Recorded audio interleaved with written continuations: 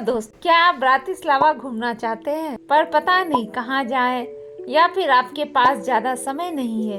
ये सिर्फ आपका ही नहीं पर बहुत सारे लोगों की प्रॉब्लम है। टेंशन नहीं कीजिए दोस्तों, क्योंकि इस वीडियो में हम लोग आपको दिखाएंगे कैसे घूमें ब्रातिस्लावा सबसे कम समय में, जिसमें कहाँ जाएं, क्या खाएं, सब कुछ बताने वाले हैं। तो चलिए चलते हैं the beauty on the Danube Bratislava में।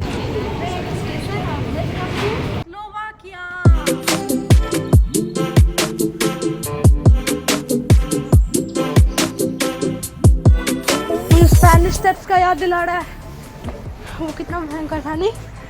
स्पेनिश स्टेप्स, अगर आपको नहीं पता स्पेनिश स्टेप्स क्या है तो फिर हमारा रोम डे 3 का वीडियो देखिए।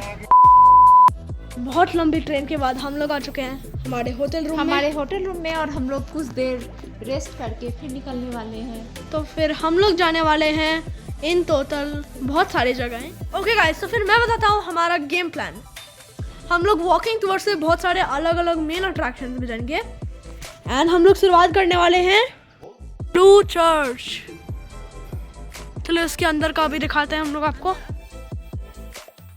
Blue church, also known as church of saint Elizabeth, एक कैथोलिक चर्च जो 1908 से लेके 1930 तक बना था। और ये चर्च पूरा ब्लू है एंड दिन में ज्यादा सुंदर लगता है। ये पहले एक हाई स्कूल का पार्ट और ये एक स्कूल चैपल था, पर अभी ये टूरिस्ट अट्रैक्शन बन चुका है, जिसमें अभी तक रिलीजियस प्रैक्टिसेस होते हैं। ये बिल्डिंग अराउंड 37 मीटर लंबा और ये आर्ट नोव्यू आर्किटेक्ट स्टाइल से बना है, जिसमें ऑर्गेनिक शेप्स, आर्क्स और कर्व्स लाइंस बहुत ज़्यादा यूज होते हैं। इधर बहुत अच्छा फोटो खींच सकते हैं। पर क्या आपको पता है कि सबसे ज़्यादा फोटोग्राफ्ड जगह ब्रातिस्लावा में क्या है? आप बोल रहे होंगे यूएफओ ब्रिज या फिर ब्रातिस्लावा कैसल। वो है हमारा नेक्स्ट। तो फिर ये था blue church. And now, without further ado, let's go to our next stop.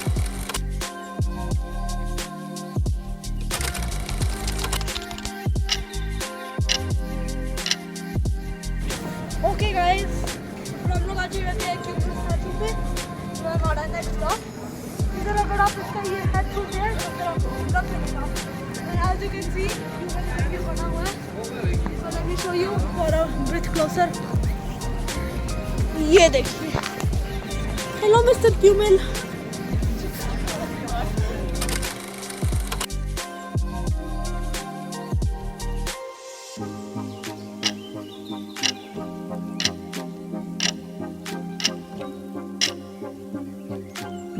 ये है ब्रातिस्लावा का हार्ट, हलावाने स्क्वायर यानी ओल्ड टाउन स्क्वायर। ये सिटी का मोस्ट वाइब्रेंट और हिस्टोरिक स्पॉट है। स्क्वायर के सेंटर में है रोलांड फाउंटेन, जो 16th सेंचुरी का आइकॉनिक लैंडमार्क। इसे हंगेरियन किंग मैक्सिमिलियन II ने बनवाया था और ये ब्रातिस्लावा का सबसे पुराना फाउंटेन है। स्क्वायर के आसपास आपको मिलेंगे ब्यूटीफुल कलरफुल बिल्डिंग्स, कैफेज और ओल्ड टाउन हॉल, जो 14th सेंचुरी का एक ट्रेजर है। आज ये एक म्यूजियम है जहां आप सिटी की रिच हिस्ट्री एक्सप्लोर कर सकते हैं। हलावाने स्क्वायर के बिल्कुल पास एक और हिडन जेम छुपा है, एक पैलेस जो न सिर्फ रॉयल हिस्ट्री से भरपूर है बल्कि एक इम्पोर्टेंट ट्रीटी का विटनेस भी रहा है।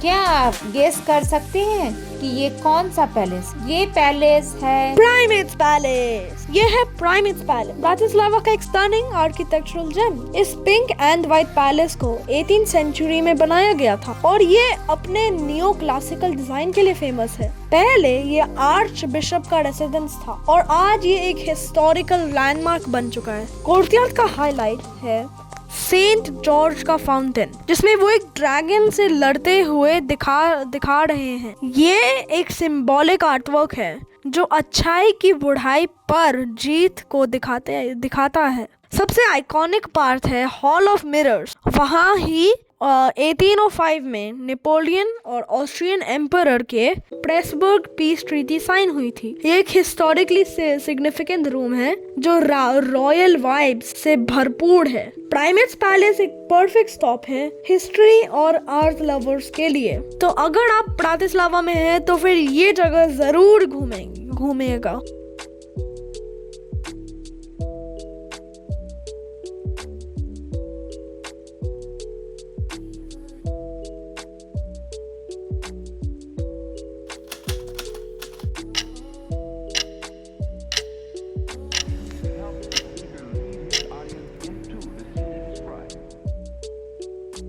By creating an imaginary picture.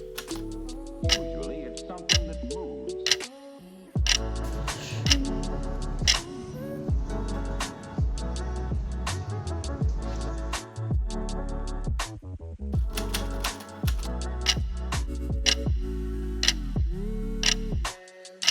दोस्तों, ब्रातिस्लावा की सफर का असली मजा माइकल्स गेट बिना पूरा नहीं हो सकता। ये गेट ही एक लौता 4 गेटवेज में से अब तक बचा हुआ है और समझ लो कि ये एक बिल्कुल हिस्टोरिक रेलिक है। ये 14th सेंचुरी का गॉथिक टावर है, लेकिन 18th सेंचुरी में इसका बारोक मेकओवर हुआ। और ऊपर देखेंगे तो फिर आर्च एंजल माइकल जो ड्रैगन को मार रहे हैं उनका स्टैचू दिखेगा। ग्रीन कॉपर डोम और व्हाइट ब्रिक टावर के साथ माइकल्स गेट ब्रातिस्लावा का सबसे पहचाना लैंडमार्क है और अंदर म्यूजियम ऑफ वेपन्स है। अगर आपको हिस्ट्री पसंद है तो फिर जरूर जाइएगा। एक और इंटरेस्टिंग बात, यहाँ के पास्तोवा स्ट्रीट को पुराने टाइम में एक्सिक्यूशनर स्ट्रीट कहते थे, क्योंकि ये घर नंबर 5 में टाउन का एक्सिक्यूशनर रहता था और लोगों को लगता था कि यहाँ से गुजरना बुरी बात है। सुपरस्टिशन थी यार। तो माइकल्स गेट हिस्ट्री, ड्रामा और थोड़ा डरावना स्टोरी सब कुछ है, जरूर देखना और एक्सिक्यूशनर स्ट्रीट से थोड़ा दूर रहना बस। माइकल गेट से आप 2 मिनट के वॉक पे एक रेस्टोरेंट है, ग्रैंड मदर स्लोवाक रेस्टोरेंट। तो सबको अभी पेट में चूहे कूद रहे होंगे, तो चलिए क्यों ना पहले खाना खाया जाए। और हम यहीं पे आके खाना खाए थे और हमें यहाँ पे सबसे अच्छा गार्लिक ब्रेड सूप लगा, जो एक ब्रेड बॉल में सर्व किया गया था और काफ़ी अच्छा है। मेरे तरफ से अगर आप खाने के शौकीन हैं तो आप ज़रूर यहाँ पे जाएं।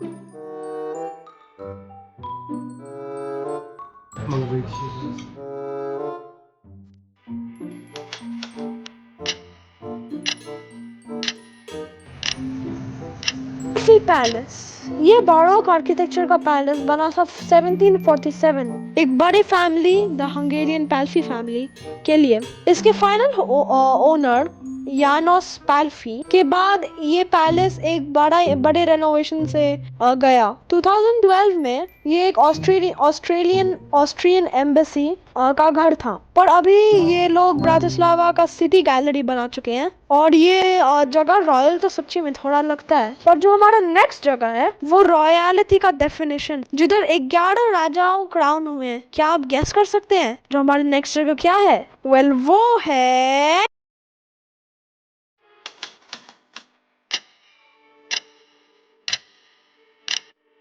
Cathedral. Saint Martin's cathedral visit करना स्लोवाकिया का वन ऑफ द बेस्ट चीजों में से एक है। ये बड़ा Gothic style 85 metre tall church one of the oldest churches में से एक है। 1563 से लेके 1830 तक इधर 11 हंगेरियन किंग और 8 क्वींस क्राउन हुए थे और इधर एक मैसिव 300 किलोग्राम का गोल्ड प्लेटेड रेप्लिका है हंगेरियन क्राउन का। वाओ! अंदर का इंटीरियर आपको देखना ही पड़ेगा। ये इतना इम्प्रेसिव है जो आपके पैर तले जमीन निकल जाएंगे। Fun fact, Bratislava Hungarian history में बहुत बड़ा रोल प्ले किया। हंगेरियंस ब्रातिस्लावा को अपना कैपिटल बना लिए 16th सेंचुरी में, जब ओटोमन्स कब्जा ले लिए थे, और ये ऐसे कैपिटल रहा 200 साल के लिए। और लोग बोलते हैं कि इस समय में ब्रातिस्लावा का ग्लोरी सबसे हाईएस्ट था, specially empress Maria Theresa Bratislava castle में रेसिडेंस। तो फिर बहुत सारे लोग वियना से इधर अपना घर बनाने के लिए आ गए। एम्प्रेस तेरेसा हमारे नेक्स्ट स्टॉप के लिए भी बड़ा रोल प्ले करती है, जो है सेंट मार्टिन्स कैथेड्रल के जस्ट साइड में।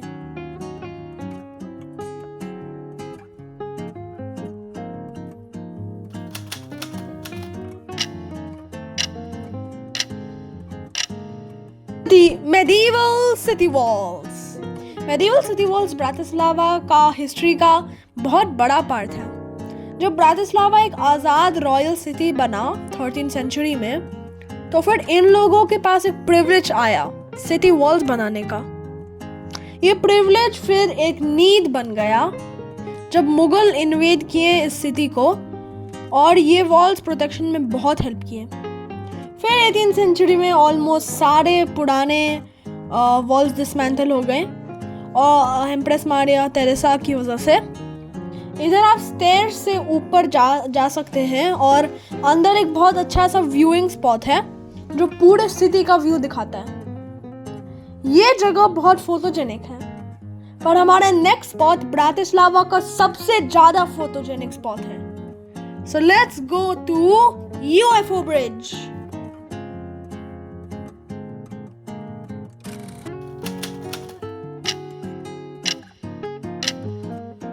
यूएफओ ब्रिज ब्रातिस्लावा का सबसे आइकॉनिक ब्रिज है।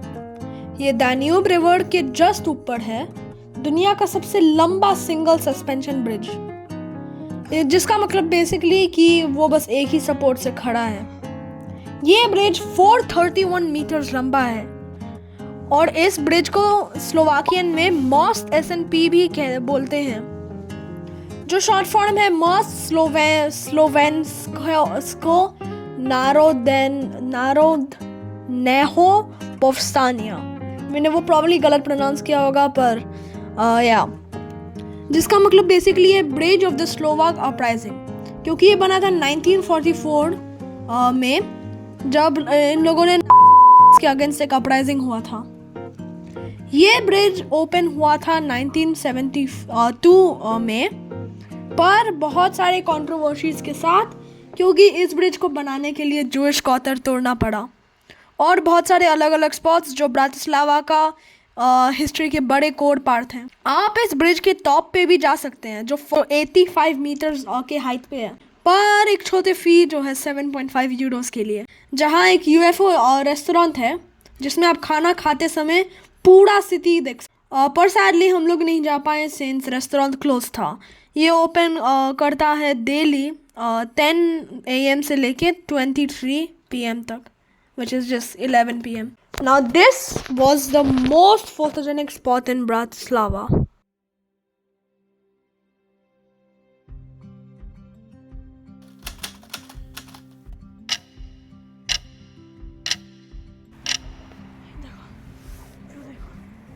चलते रहो।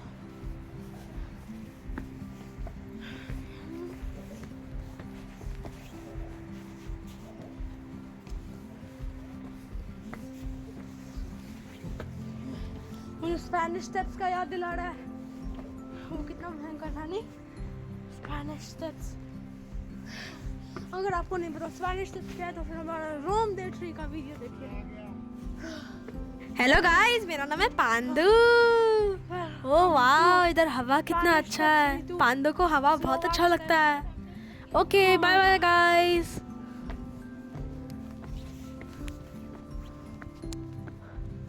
Welcome to our next spot, जिसमें जाने के लिए हमें बहुत चलना पड़ा, और इस स्पॉट का नाम है house at the good shepherd. इसको ऑल्सो बोलते हैं डॉम उ डोब्रेहो पास्टिएरा। अगेन सॉरी अगर मैं गलत प्रोनाउंस कर रहा हूँ। ये one of the most narrowest house है यूरोप की, और ये बना था 1760 से लेके 1765 तक, और ये देखने में बहुत सुंदर लगता है। इसका आर्किटेक्चर भी प्रीटी कूल है, पर सिंस हम लोग अभी बहुत थक गए थे, हम लोग डिसाइड किए कि थोड़ी देर सो जाएं। So guys, good night, sweet dreams and we'll meet you tomorrow. Ready. Freedom square. Good morning guys. एक अच्छे नाइट रेस्ट के बाद हम लोग हैं energize with our first spot इस दिन का, जो है freedom square and the fountain of union. Freedom square या फिर नामेस्तियस लॉबी ब्रातिस्लावा का सबसे बिगेस्ट स्क्वायर है। इसके बीच में एक फाउंटेन है, द फाउंटेन ऑफ यूनियन, जो सोवियत के समय में बना था। पर जब सोवियत ऑक्यूपेशन ख़त्म हुआ तो फिर ये फाउंटेन ख़राब हो गया और इसको फिक्स करने के लिए कॉस्ट था 1 मिलियन यूरोस। तो फिर आज तक ये फाउंटेन बंद है। जल्दी से अंदर जाके आपको दिखाता हूँ इस फाउंटेन का पूरा एरिया। तो चलिए चलते हैं सीधा हमारे नेक्स्ट स्टॉप पे, जो लिटरली स्क्वायर के अराउंड 300 मीटर की दूरी पे है।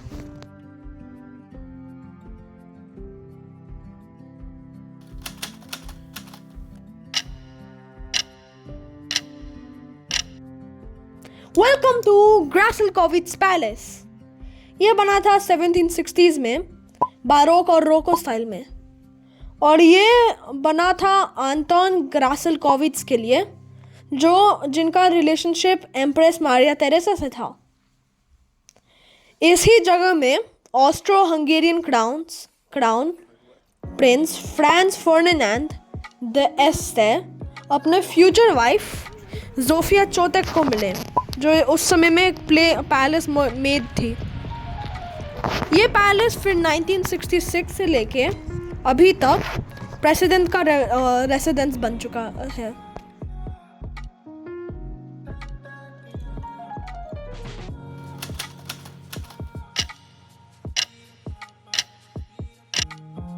Archbishop's summer palace. ये आर्च बिशप समर पैलेस या फिर ओ गॉड लेटने आर्ट्स की बिस्कुप्स के पालाट्स बनाया गया था 1614 में। ये बना था एस्टेरगॉम आर्च बिशप, जो थे highest ranking Hungarian church official उस समय के। उनका ये समर रेसिडेंस के लिए बनाया गया था। मिड 18th सेंचुरी में इसका आर्किटेक्चरल स्टाइल चेंज हो गया रेनेसांस में, और 19th सेंचुरी में ये एक टेम्पररी मिलिट्री हॉस्पिटल बन गया। आज ये स्लोवाक गवर्नमेंट को हाउस करता है और ये पब्लिक से बंद है।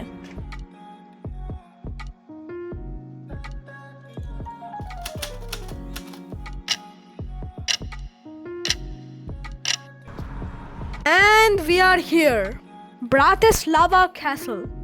ब्रातिस्लावा कैसल प्रोबेबली सबसे बड़ा आइकॉन है ब्रातिस्लावा का। अगर आप ब्रातिस्लावा आने वाले हैं तो फिर ये कैसल देखे बिना बिल्कुल नहीं जाइएगा, और ये इस टूर गाइड का आखिरी स्टॉप है। So let's get straight into it. ये कैसल बना था अराउंड 9th सेंचुरी में, जब वो सबसे पहले इनहैबिट हुए थे द सेल्ट से, और फीचर हुआ था एनल्स ऑफ साल्सबर्ग में इन 907, जो ब्रातिस्लावा का सबसे पहला रिटन रेफरेंस था by the way. Bratislava castle बहुत रेनोवेशन से थ्रू गया। ये ओरिजिनल स्टोन से लेके गॉथिक स्टाइल में रीबिल्ड हुआ 15th सेंचुरी में, फिर रेनेसांस 16th सेंचुरी में, जब एम्प्रेस तेरेसा रेन की थी। ये कैसल 18th सेंचुरी में एक ब्यूटीफुल रॉक ऑफ फिनिश से रेनोवेट हुआ। पर फिर 28 मई 1811 में डिजास्टर स्ट्रक हुआ इस पैलेस को। एक फायर इस पूरे कैसल को बर्न किया, लीविंग नथिंग बट रूइंस, और ऐसे रहा 150 ईयर्स के लिए। पर उसके बाद 1950s में ये कैसल फाइनली रीबिल्ड हुआ और आज पूरा रिस्टोर हो चुका है। इस कैसल में बहुत सारे व्यूइंग डेक्स भी हैं जिसमें टेलीस्कोप चिपका हुआ रहता है, पर आपको 1-2 यूरो देना पड़ेगा ऑब्वियसली पूरे सिटी को देखने के लिए। और ये कैसल सच्ची में बहुत सुंदर था। तो फिर इधर सच्ची में ज़रूर आइएगा। And there you go a complete Bratislava guide, ताकि आप सिर्फ एक दिन में पूरा सिटी घूम पाएँ। सीरियसली ये सिटी बहुत सुंदर था, और अगर आपको कभी भी अपॉर्चुनिटी मिले तो फिर ज़रूर आइएगा। Like and subscribe if you like, and if you wanna see more, check out this video showing the entirety of Rome. But for now, see you guys, have a great day ahead, and thanks for watching this video. हाँ